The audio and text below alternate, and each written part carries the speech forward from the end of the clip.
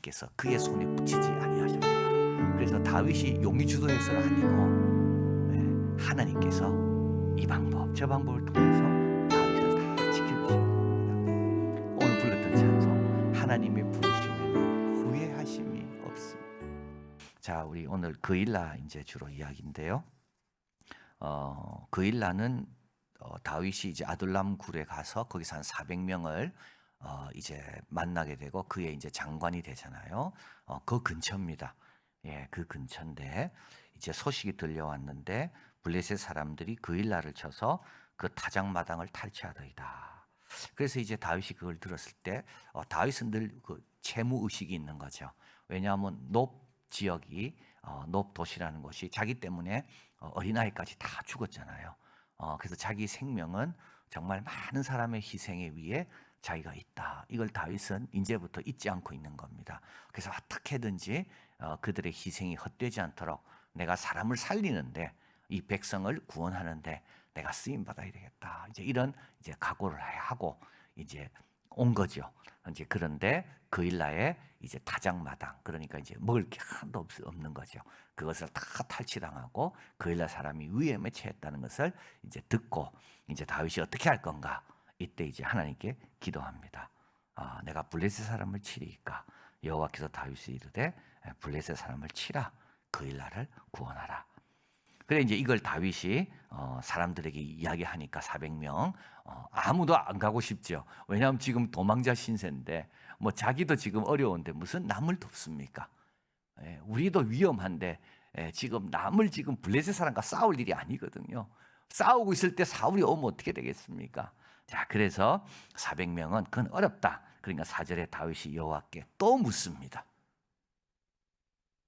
여호와께서 대답하여 가라사대 일어나 그일라로 내려가라. 내가 블레셋 사람을 내 손에 붙이네야. 참 이게 다윗은 하나님의 뜻이 늘 먼저입니다. 400명 잃어도 괜찮습니다. 뭐 처음부터 400명 있었습니까 다윗이?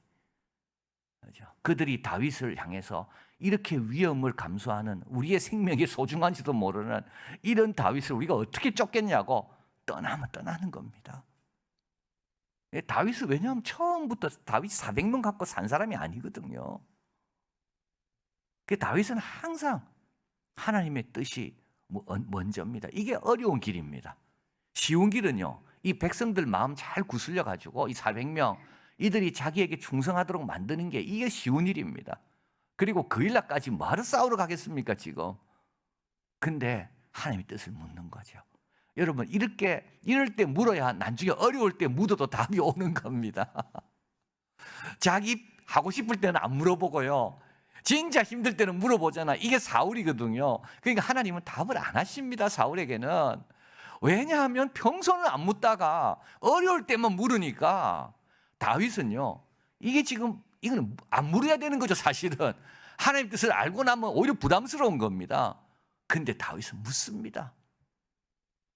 그리고요, 그 뜻대로 행하는 겁니다. 사람들이 반대하면 하나님 앞에 또 나와가 묻습니다. 자, 5절에 다윗이 그의 사람들이 그일라로 내려가서 블레셋 사람과 싸워 크게 도려갑니다.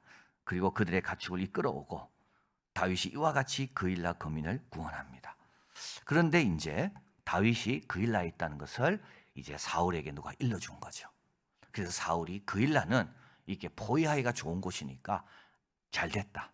이제 문과 문빗장이 있는 것처럼 딱 걸어 잠글 수 있는 그쪽에 다윗이 있다. 그래서 이제 다윗을 치러 이제 올라가는 겁니다.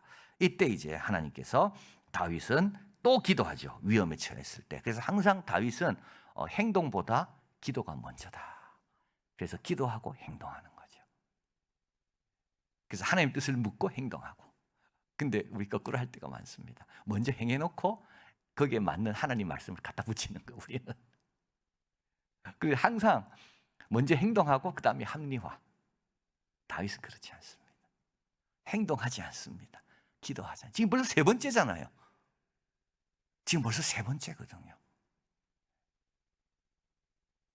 다윗이 가로되 10절에 이스라엘 하나님 여호와여 사울이 나의 용거로 이 성을 멸하려고 그일라로 내려오기를 꾀한다 함을 주의 종이 분명히 들었습니다. 그일라 사람들이 나를 그의 손에 붙이겠나이까. 자, 여러분 한번 보십시오. 지금 이 그일라 사람들은 노업에서 일어난 일을 다 들었습니다. 다윗 숨겨주다가 제사장 85명뿐만 아니라 거기에 있는 아이들까지, 자기 자녀까지 다 죽었다는 것을 들었습니다. 그러니까요, 그일라 사람들이 다윗을 숨겨줄 리가 없습니다. 왜냐하면 다윗 숨겨줬다가는 자기들 다 죽거든요. 다윗 떠나고 난 다음에. 이게 지금 노업에서 일어난 일 아닙니까? 사울은 그런 사람이거든요. 그래서 하나님께 다윗은 묻습니다. 아마 그때 도액이 성소에 있는 걸 다윗이 봤을 때 그때 정신 바짝 차려가지고 하나님께 물었더라면 아마 다윗은 아마 85명 안 죽었을 겁니다. 근데 다윗은 그때 쉽게 생각했거든요. 사울이 그 정도까지는 아니다 생각했는데 사울은 정말 사울은 예상 이외의 행동을 하는 그런 정말 이상한 사람입니다. 그래서 지금은 이제 묻습니다. 주의 종이 들은 대로 사울이 내려오겠나이까? 이스라엘 하나님 여호와의 원컨대 주의 종에게 일러 주옵소서. 여호와께서 가라사대 그가 내려오리라. 다윗이 또 묻습니다. 그일라 사람들이 나와 내 사람들을 사울의 손에 붙이겠나이까? 여호와께서 가라사대 그들이 너를 붙이리라. 네가 도왔지만 그들은 너를 지킬 만큼 그런 용기도 없고, 그러니까 이해해줘라. 네가 조용히 그냥 떠나라. 네가. 그래서 다윗은 그들을 구원해줬지만 하나님께서 그들이 너를 붙일 것이다, 이걸 알려주셔서 뭐 섭섭한 마음도 없고 배신자란 생각도 안 하고 그냥 딱 놓고 이제 다윗은 떠나는 겁니다. 그게 참 자꾸 묻잖아요. 내려오겠습니까? 내려갈 거다. 그럼 그일라를 붙이겠습니까? 그일라 사람이 붙일 것이다. 참 하나님과 이 모세처럼 이 친구처럼 지금 대화하는 이 다윗입니다. 자, 그리고 나서 14절에 다윗이 이제 떠나가는 거죠. 황무지 요새로 가고 황무지 산골짜기에 유하고 점점 어디로 사해 쪽으로, 사해 사막 쪽으로 점점 뭐 이제 더 내려가게 됩니다. 그래서 사울은 매일 찾지만 하나님이 그를 그의 손에 붙이지 아니하십니다. 26절, 사울이 산 이편으로 가매 다윗이 그 사람들과 저편으로 가고, 그래서 이제 또 사울이 또 이제 다윗을 잡을 기회가 왔다, 이렇게 해서 이제 쫓아가는 겁니다. 그래서 다윗은 급히, 지금은 지금 굉장히 위험한 순간이죠. 이는 사울과 그 사람들이 다윗과 그 사람들을 에워싸고 잡으려 함이었더라. 이제 포위했고 쫙쫙 좁혀 들어오는 겁니다. 이제는 뻔합니다. 이제는 이번에는 확실히 이제 사울 손에 들어갑니다. 그런데 27, 28절에 사자가 막 쫓아옵니다. 사울에게 와서 가로되 급히 오라고 블레셋 사람이 땅을 침노하나이다.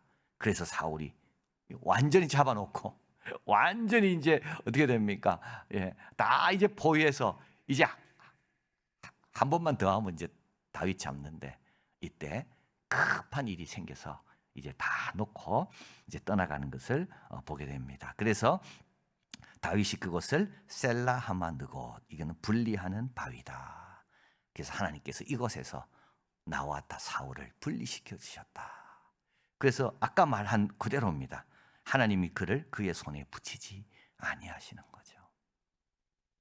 거의 다 왔는데도 안 붙이십니다. 그래서 이 블레셋 사람은 다윗과도 원수 아닙니까? 근데 이 블레셋 사람이 다윗을 도와주는 거죠, 지금. 그래서 참 여러분 주위에 원수 있는 거 내버려 두시길 바래요. 그 원수들이 나중에 우리를 도와주는 거예요. 그 원수 때문에 이렇게 다윗이 지금 위기를 모면하는 거죠. 그 블레셋 사람 때문에 사울이 다윗을 도간에까지 다 들었는데, 도간에 든 쥐였는데 놓고 그냥 가는 거 아닙니까? 이게 바로 하나님께서 그의 손에 붙이지 아니하셨더라. 그래서 다윗이 용의 주도해서가 아니고 하나님께서 이 방법 저 방법을 통해서 다윗을 다 지켜주시는 겁니다. 오늘 불렀던 찬송, 하나님의 부르심에는 후회하심이 없습니다.